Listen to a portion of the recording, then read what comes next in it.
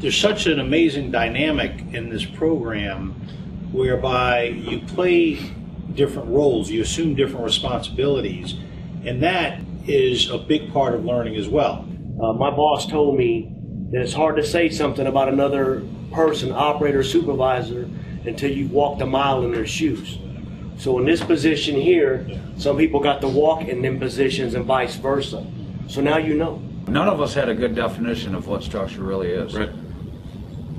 We thought we all knew a little here, a little there. We thought we were all doing the right thing for structure. Even us up at our location, we thought we had structure.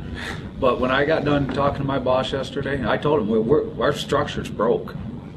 We're doing this right now. I says we need to go back, and I'll explain it to you. We'll go back and we need to redefine what our structure needs to be and start from there.